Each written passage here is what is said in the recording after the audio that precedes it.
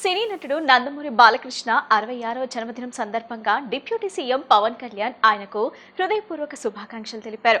బాలకృష్ణ చారిత్రక, జానపద, పౌరాణిక పాత్రలు పోషించి ఎంతో పేరు, ప్రఖ్యాతులు సంపాదించారని కొనియాడారు.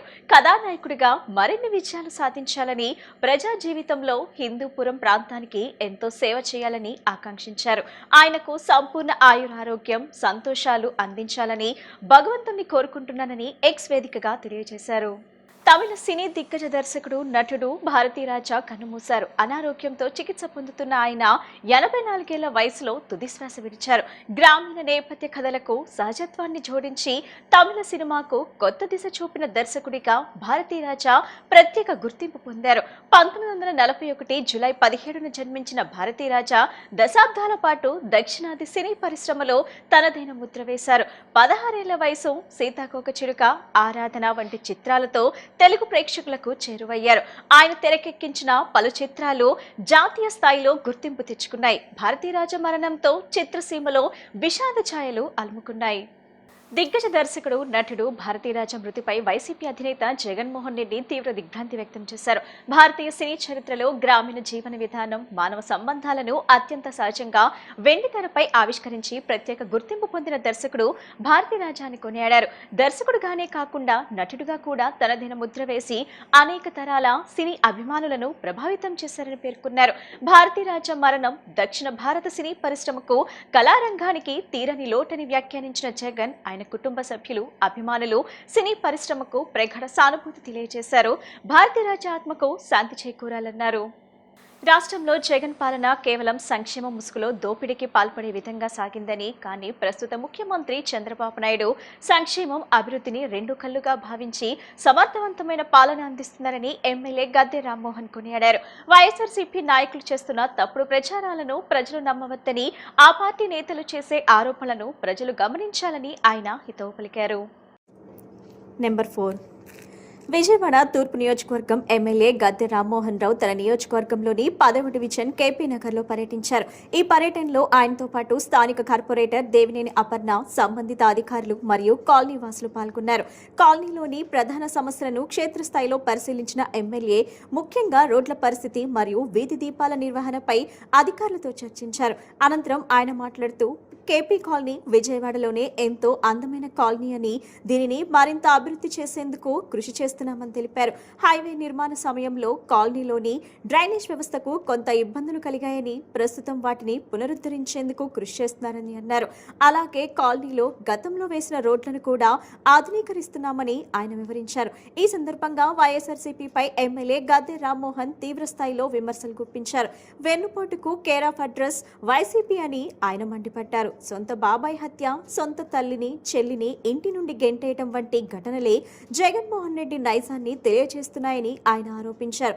ఇటీవల విజయమ్మ ప్రయాణిస్తున్న వాహనం టైర్లు పేలటం వెనుక ఉన్న అనుమానాలను ఆయన ప్రస్తావించారు. రాష్ట్రంలో జగన్ పాలన కేవలం సంక్షేమ ముసుగులో దోపిడీకి పాల్పడే విధంగా సాగిందని, కానీ ప్రస్తుత ముఖ్యమంత్రి చంద్రబాబు నాయుడు సంక్షేమం, అభివృద్ధిని రెండు కళ్లుగా భావించి సమర్థవంతమైన పాలన అందిస్తున్నారని గద్దె రామ్మోహన్ కొనియాడారు. వైఎస్ఆర్సీపీ నాయకులు చేస్తున్న తప్పుడు ప్రచారాలను ప్రజలు నమ్మవద్దని, ఆ పార్టీ నేతలు చేసే ఆరోపణలను ప్రజలు గమనించాలని ఆయన హితవు పలికారు. కేపీ నగర్ అనేది విజయవాడ నగరంలో ఒక మోడల్ కాలనీ. ఇవాళ స్వచ్ఛ పర్యవేక్షణ కానీ, లేకపోతే స్వచ్ఛ భారత్ కానీ ఎక్కడైనా కనపడాలంటే విజయవాడ నగరంలో ఈ కాలనీని చూసి మనం అంత ఇట్లా ఉందా అనుకోవచ్చు, చెప్పొచ్చు కూడా. మనం అంత అర్థం లేకుండా ఈ కాలనీ, ఎప్పుడూ వేసిన రోడ్లని ఎప్పటికప్పుడు కాలనీ వాళ్ళే వాటిని మెరుగుపరుచుకుంటూ ఉన్నా, మారిన కాలం ప్రకారం డ్రైనేజీలన్నీ ఎక్కువగా వర్షం నీళ్ళు వస్తున్న సందర్భంలో ఇక్కడ రోడ్లన్నీ కూడా ఒకసారి రిపేర్ చేయాలి. అవసరమైతే సిమెంట్ రోడ్లు ఏర్పాటు చేయాలి. కనీసం ఒక లేయర్ తార్ రోడ్ అని వేయాలనేది ఇక్కడ పబ్లిక్ యొక్క కోరిక. దానికోసం ఈరోజు అధికారులతో అంత పరిశీలించడం జరిగింది. ఎస్టిమేషన్ వేసి ఆ ఎస్టిమేషన్ కమిషనర్ దృష్టిలో పెట్టి దాన్ని తప్పకుండా చేయించడానికి మేము అందరం కూడా పూనుకుంటాం. కూటమి నాయకత్వం కావచ్చు, ప్రభుత్వం కావచ్చు. అందువల్ల మా కార్పొరేటర్ గారు యొక్క సూచన ప్రకారం ఈరోజు ఇక్కడ ప్రోగ్రాం పెట్టుకున్నాం. తప్పకుండా ఈ కార్యక్రమాన్ని వాళ్ళ మెప్పు పొందే విధంగా ఈ కార్యక్రమాన్ని పూర్తి చేయడానికి మేమందరం కృషి చేస్తామని కూడా తెలియజేస్తాం. ముద్దు బిడ్డ, మా అందరికీ అభిమాన పాత్రుడు, మాకైతే గత 3 ఎలక్షన్ల నుంచి కూడా హ్యాట్రిక్ సాధించిన కొద్దిమందిలో ఆయన కూడా ఒకరు. నందమూరి బాలకృష్ణ గారి పుట్టినరోజు సందర్భంగా ఆయన శుభాకాంక్షలు తెలియజేస్తూ, ఇంకా కూడా ఇప్పటికే రికార్డ్ సృష్టించాడు ఆయన. 50 సంవత్సరాల పాటు నట జీవితంలో ఉన్న ఇండియా మొత్తం ఉన్న యాక్టర్స్లో ముందంజలో ఉన్నారు నందమూరి బాలకృష్ణ గారు. ఇంకా 50 కాదు 75 సంవత్సరాలు కూడా ఆయన నటించే శక్తి, ఎనర్జీ ఉన్న వ్యక్తి. అందువల్ల ఆయనకు మరిన్ని పుట్టినరోజులు చేసుకోవాలని, మరింత ఆరోగ్యంగా ముందుకు వెళ్ళాలని, కళని పోషిస్తూ అందరికీ కూడా, అభిమానులందరికీ కూడా ఆనందం కలిగించాలని మనస్ఫూర్తిగా కోరుకుంటాం. ముఖ్యమంత్రి సహాయ నిధి పేదలకు వరం లాంటిదని ఎమ్మెల్యే బోడే ప్రసాద్ అన్నారు. ఎన్టీఆర్ వైద్య సేవ పథకాన్ని పటిష్టం చేస్తూ బాధితులకు తక్షణ సహాయం కూటమి ప్రభుత్వం అందిస్తుందని పేర్కొన్నారు. ఇప్పటి వరకు ఒక్క పెనమలూరు నియోజకవర్గంలో 18 కోట్ల రూపాయలు అందించడం జరిగిందని తెలిపారు. కృష్ణా జిల్లా పోరంకిలోని క్యాపిటల్ హాస్పిటల్లో గుండె సంబంధిత వ్యాధిగ్రస్తులకు 6 లక్షల రూపాయలు ముఖ్యమంత్రి సహాయ నిధి చెక్కులు ఎమ్మెల్యే బోడే ప్రసాద్ అందించారు. ఈ సందర్భంగా ఎమ్మెల్యే మాట్లాడుతూ ఆరోగ్యశ్రీలో నయమయ్యే జబ్బులకు వెంటనే ట్రీట్మెంట్ చేయడం జరుగుతుందన్నారు. ఆరోగ్యశ్రీలో చేయలేకపోతే ముఖ్యమంత్రి సహాయ నిధికి దరఖాస్తు చేసుకున్న 24 గంటల్లో ఎల్ఓసి చెక్కులు అందించడం జరుగుతుందన్నారు. గత ప్రభుత్వంలో ఇలా తక్షణ సహాయం అందించిన దాఖలాలు లేవన్నారు. ప్రభుత్వ ఆసుపత్రులపై దృష్టి పెట్టట్లేదు ని వైసీపీ వాళ్ళు విమర్శిస్తుంటే హాస్యాస్పదంగా ఉందన్నారు. ఎన్టీఆర్ వైద్య సేవ పథకాన్ని పటిష్టం చేస్తూ బాధితులకు తక్షణ సహాయం కూటమి ప్రభుత్వం అందిస్తుందని పేర్కొన్నారు. ఇప్పటి వరకు ఒక పెనమలూరు నియోజకవర్గంలో 1800 కోట్ల రూపాయలు అందించడం జరిగిందని తెలిపారు. భారతీయ సంస్కృతికి యోగా ప్రతీకగా నిలుస్తుందని మైలవరం ఎమ్మెల్యే వసంతకృష్ణ ప్రసాద్ అన్నారు. యోగాతో శారీరక, మానసిక ప్రశాంతత, ఏకాగ్రత పెరుగుతుందని ఆయన అభిప్రాయపడ్డారు. విజయవంతానికి అందరూ సహకరించాలని ఆయన విజ్ఞప్తి చేశారు. ఇబ్రహీంపట్నం ఫెర్రీ ఘాట్ వద్ద యోగాంధ్రలో ఎమ్మెల్యే వసంత కృష్ణ ప్రసాద్, జిల్లా కలెక్టర్ జి లక్ష్మీషా తదితరులు పాల్గొన్నారు. ఈ సందర్భంగా జరిగిన యోగాసనాల ప్రదర్శనలో వందలాది మంది ఎంతో ఉత్సాహంగా పాల్గొన్నారు. ఎమ్మెల్యే వసంత కృష్ణ ప్రసాద్, కలెక్టర్ లక్ష్మీషా మాట్లాడుతూ యోగా వల్ల ఎన్నో ప్రయోజనాలు ఉన్నాయని తెలిపారు. భారతీయ సంస్కృతికి ప్రతీక అయిన యోగాను ప్రపంచానికి పరిచయం చేసిన ఘనత మోదీదేనన్నారు. ఒత్తిడి, షుగర్, గుండెపోటు నియంత్రణకు యోగా ఎంతగానో ఉపకరిస్తుందని పేర్కొన్నారు. 21వ తేదీన జరిగే అంతర్జాతీయ యోగా వేడుకలకు సన్నాహకంగా ఈ కార్యక్రమాన్ని నిర్వహిస్తున్నట్లు చెప్పారు. యోగాతో శారీరక, మానసిక ప్రశాంతత, ఏకాగ్రత పెరుగుతుందన్నారు. యువత చెడు అలవాట్లు వీడి యోగాను అలవర్చుకోవాలని వారు సూచించారు. పాఠశాల స్థాయి నుంచే యోగాపై విద్యార్థులకు అవగాహన కల్పించాలని, యోగాంధ్ర విజయవంతానికి అందరూ సహకరించాలని కోరారు.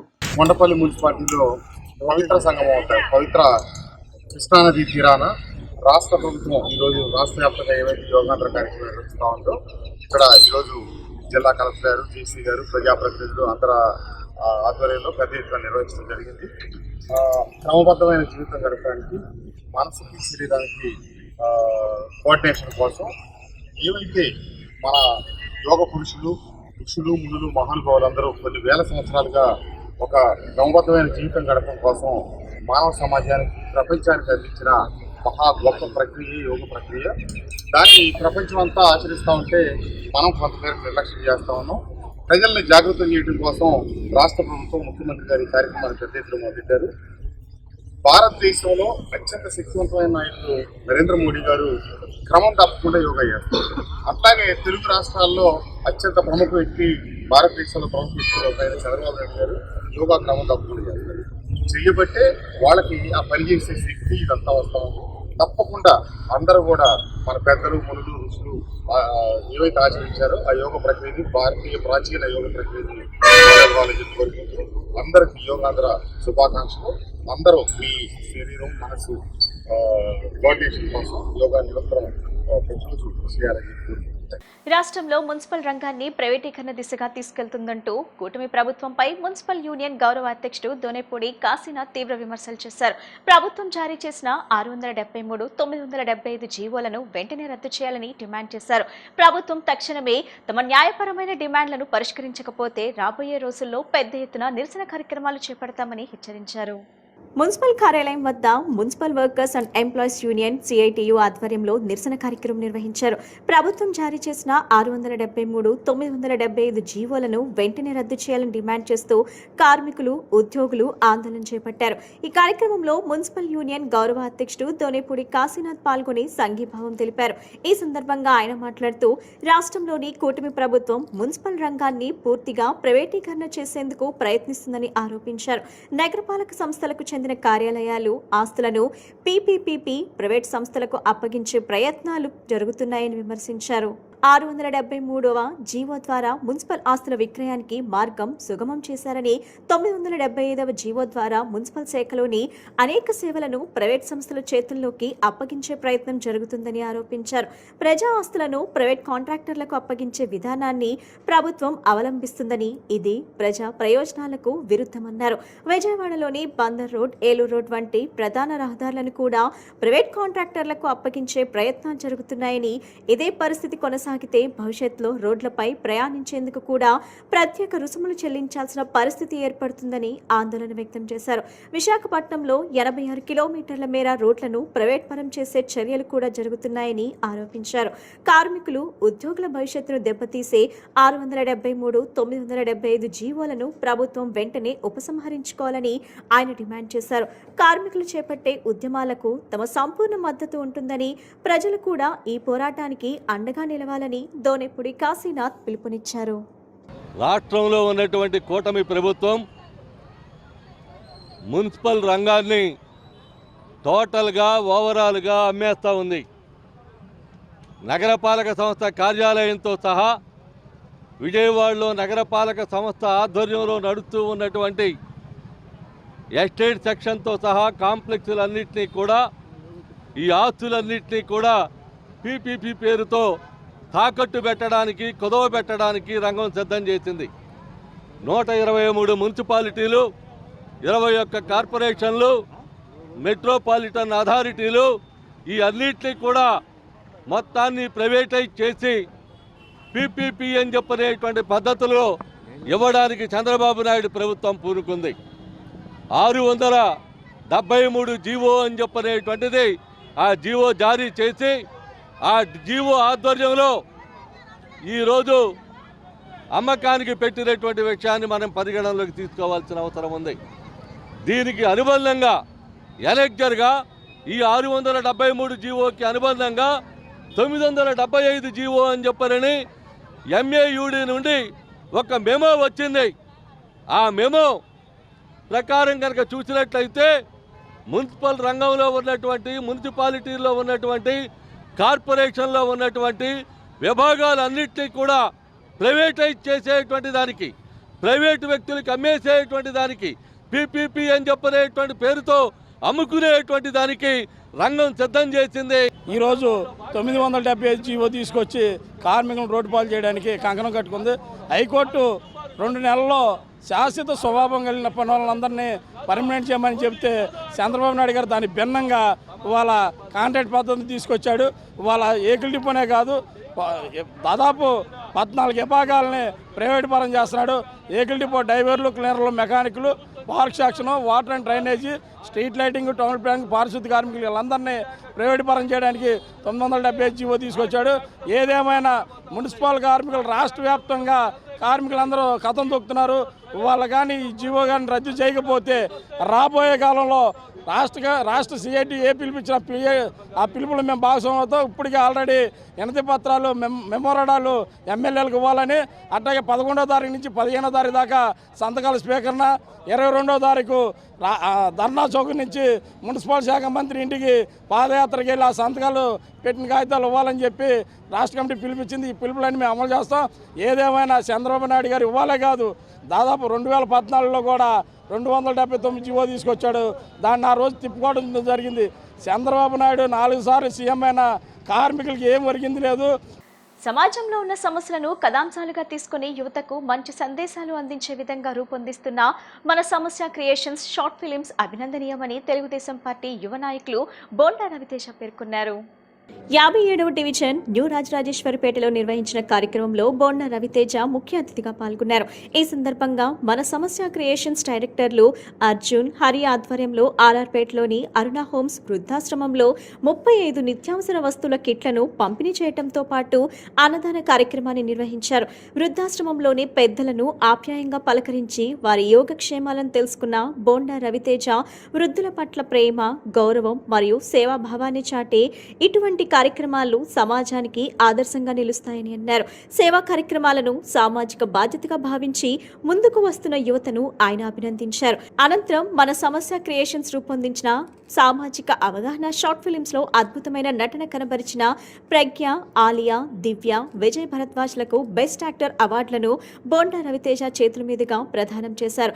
అవార్డు గ్రహీతలను అభినందిస్తూ భవిష్యత్తులో మరిన్ని మంచి సందేశాత్మక చిత్రాల్లో నటించి సమాజానికి ఉపయోగపడే కళాకారులుగా ఎదగాలని ఆకాంక్షించారు. నేటి యువత సోషల్ మీడియా, సినిమాల ప్రభావానికి ఎక్కువగా లోనవుతున్న నేపథ్యంలో మంచి విలువలు, సామాజిక బాధ్యత, మానవత్వం, కుటుంబ బంధాలు వంటి అంశాలను ప్రతిబింబించే షార్ట్ ఫిలిమ్స్ సమాజానికి ఎంతో అవసరమన్నారు. వినోదంతో పాటు ఆలోచింపచేసే సందేశాలను అందిస్తున్న మన సమస్య క్రియేషన్స్ బృందం మరిన్ని విజయాలు సాధించాలని ఆకాంక్షిస్తూ వారి సేవా కార్యక్రమాలు మరియు సామాజిక చైతన్య కార్యక్రమాలకు తన పూర్తి మద్దతు ఉంటుందని తెలిపారు. ఈ కార్యక్రమంలో మన సమస్య క్రియేషన్ సభ్యులు, తెలుగుదేశం పార్టీ డివిజన్ అధ్యక్షులు ఎస్కే కబీర్, జనసేన అధ్యక్షులు పైలా ప్రకాష్, స్థానిక నాయకులు, యువత, అభిమానులు, పలువురు ప్రముఖులు పాల్గొన్నారు. ఈ కార్యక్రమానికి శ్రీకారం చుట్టడం వాళ్ళకి ప్రత్యేకంగా నా హృదయపూర్వక అభినందనలు తెలియజేస్తాం. నగదులో మరి అవసరం ఉన్న వారికి అందుకు ప్రత్యేకంగా మరి జనసేన అధినేత, మన ఆంధ్ర రాష్ట్ర ఉప ముఖ్యమంత్రి పవర్ స్టార్ పవన్ కళ్యాణ్ గారు ఇచ్చిన సందేశాలని తూచా తప్పకుండా ముందుకు తీసుకెళ్తూ విజయవాడ సెంట్రల్ నియోజకవర్గంలో ఎప్పుడు కూడా వాళ్ళ యొక్క శైలిలో ప్రజలకి పూర్వక అభినందనలు తెలియజేస్తా ఉన్నాను.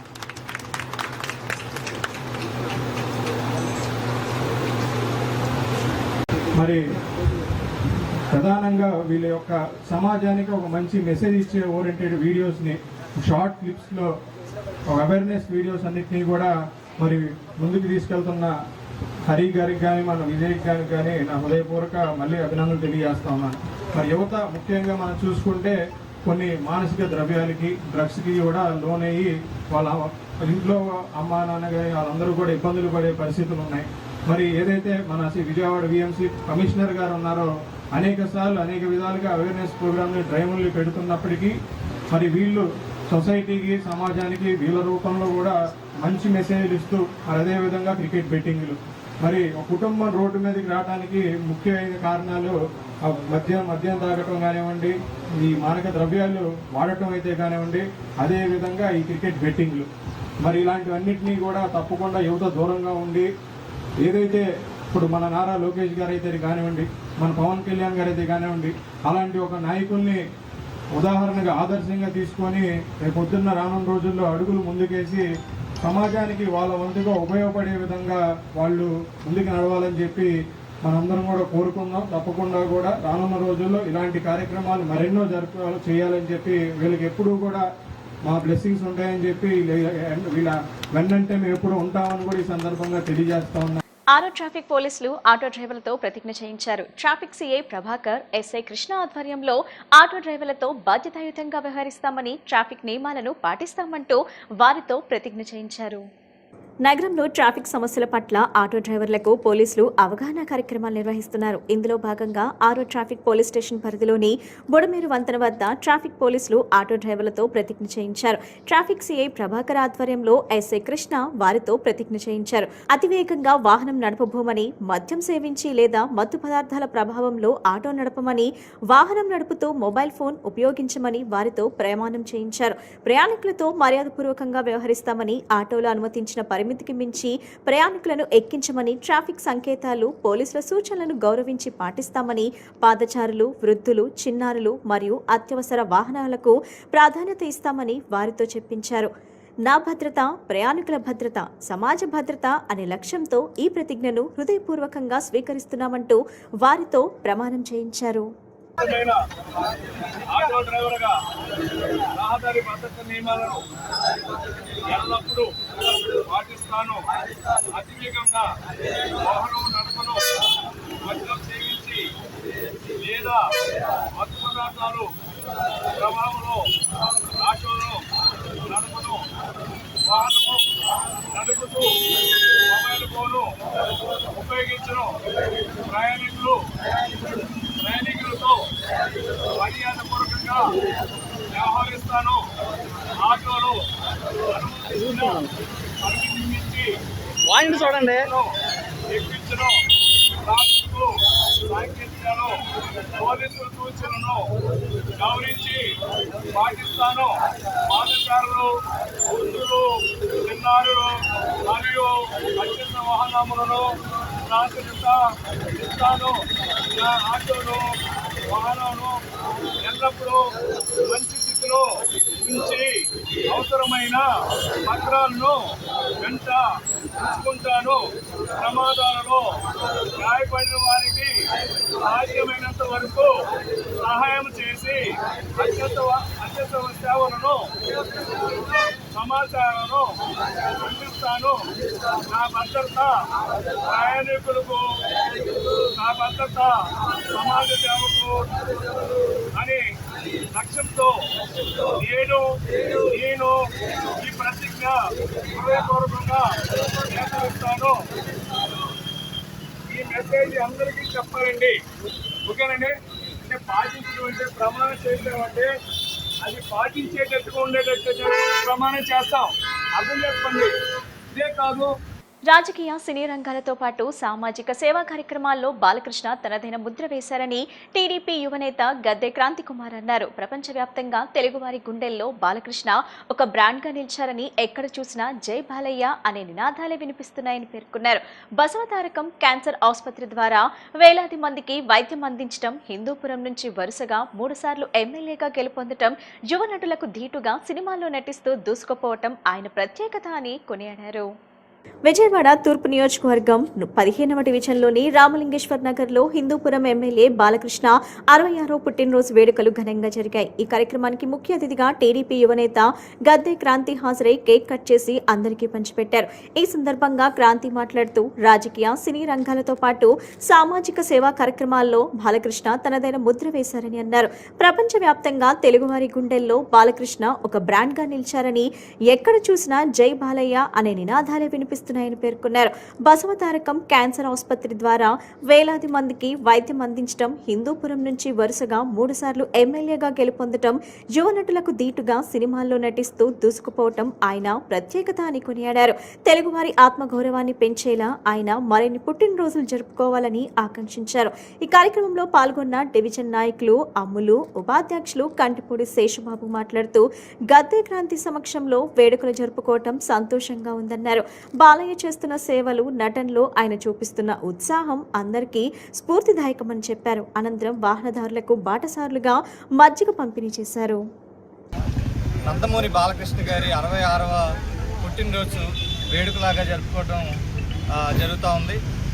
అయితే నందమూరి బాలకృష్ణ గారు మన రాష్ట్రంలోనే కాదు, మన దేశంలోనే కాదు, ప్రపంచంలో ఎక్కడున్నా తెలుగువారి గుండెల్లో ఆయన ఒక బ్రాండ్ సృష్టించుకున్నారు. ఎక్కడికి వెళ్ళినా మనం ఏ హోటల్కి వెళ్ళినా, ఎక్కడికి వెళ్ళినా కానీ చివరికి మనకి ఒక నినాదం మటుకు వినిపిస్తూ ఉంటుంది, జై బాలయ్య అని మటుకు ఎక్కడైనా వినిపిస్తుంది. ఎందుకంటే ఆయన రాజకీయాల్లోనే కాదు, చలనచిత్ర రంగంలోనే కాదు, సోషల్ సర్వీస్లోనే కాదు, అన్ని రకాలుగా కూడా ఆయన మన తెలుగువారి గుండెల్లో ఒక గుడి స్థాపించుకోవడం జరిగింది. ఆయన వారి తల్లి పేరు మీద ఉన్న బసవతారకం క్యాన్సర్ హాస్పిటల్ ద్వారా దాదాపుగా వేలాది మందికి క్యాన్సర్ చికిత్స అందించడంలో కానీ, అలాగే 3 సార్లు కన్సిక్యూటివ్గా హిందూపురంకి ఎమ్మెల్యేగా గెలవటం కానీ, అలాగే ఆయన తెలుగు చలనచిత్రంలో యువ యాక్టర్లకి పోటీగా నిజంగా యాక్ట్ చేయడంలో కానీ అన్ని విధాలుగా కూడా ఆయన ముందంజకు వేయటం జరుగుతూ ఉంది. ఈరోజు మా 15వ డివిజన్ పడల సెంటర్ నందు నందమూరి బాలకృష్ణ గారి 66వ పుట్టినరోజు వేడుకలు మా కంటిపూడి శేషబాబు గారు, అట్లాగే కుర్రా నాని గారు, మురళి అన్న అందరి ఆధ్వర్యంలో కేక్ కటింగు, అట్లాగే పేదలకు మంచి కార్యక్రమం పెడుతుంది. ఈ కార్యక్రమానికి ముఖ్య అతిథిగా ఇచ్చేసిన మా యువ నాయకులు పెద్ద క్రాంతి కుమార్ గారికి మరోసారి ధన్యవాదాలు తెలియజేస్తూ రాబోయే రోజుల్లో మరిన్ని మంచి కార్యక్రమాలు చేయాలని ఒకసారి నందమూరి బాలకృష్ణ గారికి 66వ జన్మదినం శుభాకాంక్షలు తెలియజేస్తాను. ముందుగా మా ధన్యవాదాలు తెలియజేసుకుంటూ ఈరోజు మన పడవల సెంటర్లో రామలింగేశ్వర నగర్లో అమ్మన్నయ్య, మురళన్నయ్య, నాని ఇలా కార్యకర్తలందరి ఆధ్వర్యంలో ఈ బాలకృష్ణ గారి యొక్క జన్మదిన వేడుకలు తెలుసుకోవడం చాలా సంతోషంగా ఉంది. ఎందుకంటే బాలయ్య బాబు ఏజ్ పెరిగే బుద్ధి చాలా చిన్నగా కనిపిస్తూ ఉంటాయి. బాబు చెప్పినట్టు యువ నాయకులు, యువ హీరోలతో పోటీ పడుతూ చాలా ఉత్సాహంగా ఈ వయసులో కూడా అంత ఉత్సాహంగా సినిమాలు చేయడం అనేది అలాగే ఆయన ఇప్పుడు కాసేపు ప్రకటనలు.